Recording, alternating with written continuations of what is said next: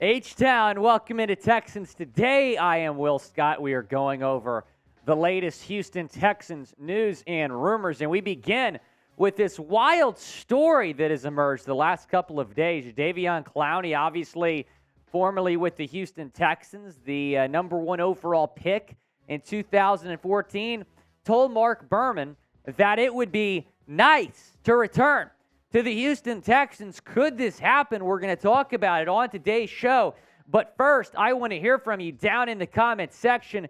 Do you want to bring back Jadeveon Clowney, who played for Houston for 5 seasons? Type Y for yes or type N for no down in the comments section. Do you have interest in bringing Clowney back to H-Town? It is the pinned comment, so reply to it when you get a second. Here's what he told Fox 26's Mark Berman. It would be nice to come back. All my family is here, friends here. The guys I work out with can help me take care of my body a lot better than being right up under them. You never know. You never know what will happen. You never know what's in front of you. I see the Texans putting the pieces together. I'm a big fan of their new head coach, DeMeco Ryans.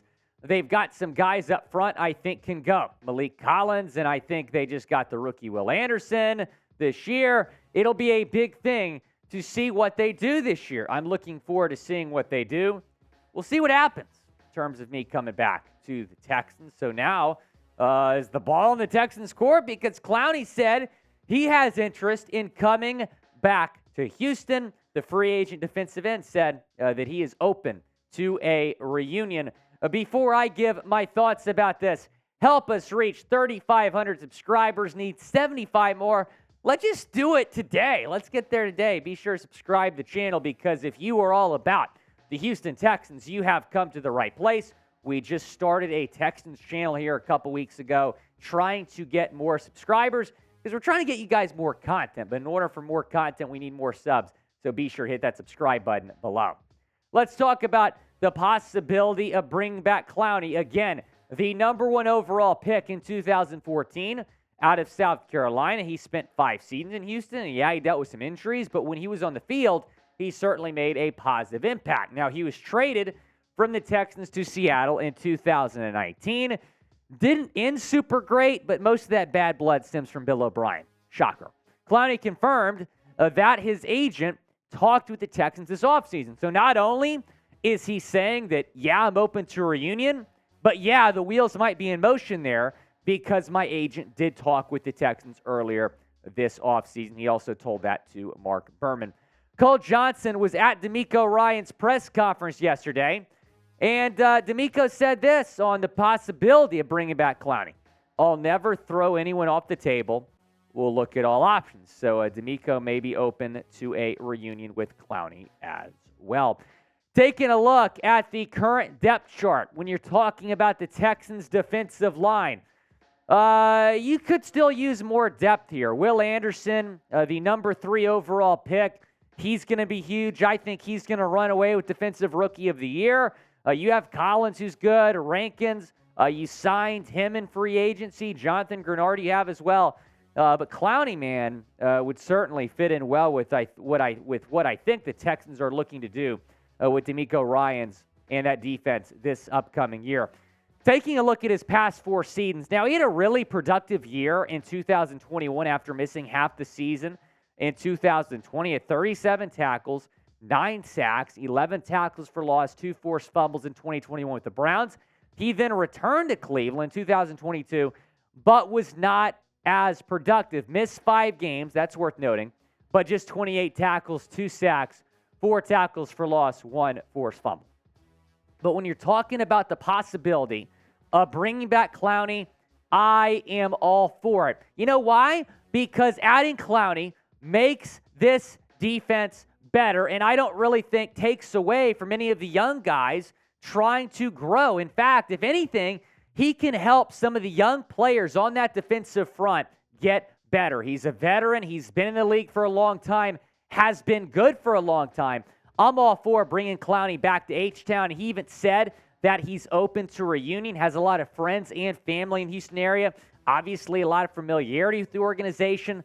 Played for Houston for 5 years, and like I said, didn't end super great, but that was because of Bill O'Brien. There's no bad blood with anybody currently in the Texans organization. I think if Clowney wants to come back, you should seriously consider bringing Clowney back to Houston, adding him to that Texans defensive line. I still think you need more depth there. Now let's talk about John Metchie. Is there some injury concerns when you're talking about Metchie? Of course, he had cancer last year, missed the entire season after that diagnosis, and now he is recovering from a strained hamstring. Aaron Wilson reporting that.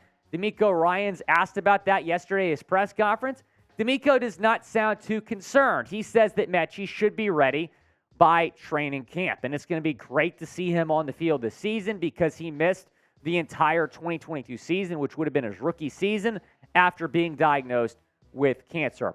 I'm glad to hear he's good to go because after that Aaron Wilson report that he had the hamstring issue, I'm like, man, I hope this is not a setback for a guy that has worked so hard to get back on the field. But DeMeco said that he should be 100% by training camp. He is going to be ready to go by camp. So it's unfortunate that he's missing OTAs because that would give him a chance to develop some chemistry with C.J. Stroud, but he's going to be good to go by camp, which will give him plenty of time to get ready for the 2023 season, which will be his first in the National Football League.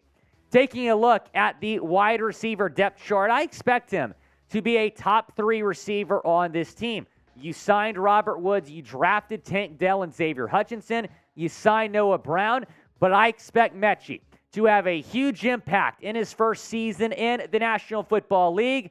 Taking a look at the numbers from the last time we saw him on a football field, which was his last year at Alabama in 2021.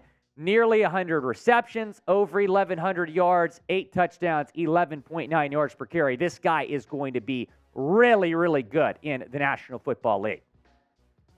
PFF put out an article outlining one reason why every single team will miss the playoffs. And I was kind of expecting them to maybe say, oh, the Texans are young, the Texans have still some weaknesses on defense or whatever. But the one reason they said why the Texans missed the playoffs is C.J. Stroud. Here's what Trevor Sickham of PFF had to say. They just don't have the total team talent yet. While their offense features promising young players, there will likely be a big adjustment period for C.J. Stroud, who goes from being surrounded by 5-star skill position players and offensive linemen at Ohio State to a Texans team that is still finding its offensive identity behind Dameon Pierce being a wrecking ball out of the backfield. Look, when you're talking about why the Texans might miss the playoffs next year, you can't say a rookie quarterback is the reason here because quarterback was one of the biggest upgrades you made this offseason. You're going from Davis Mills to C.J. Stroud. That position group all of a sudden is a lot better. So you cannot say that C.J. Stroud is going to be the reason the Texans missed the playoffs because you have upgraded at QB significantly this offseason. If you believe in C.J. Stroud, type 7 down in the comments section. I believe in C.J. Stroud. Hopefully you do as well.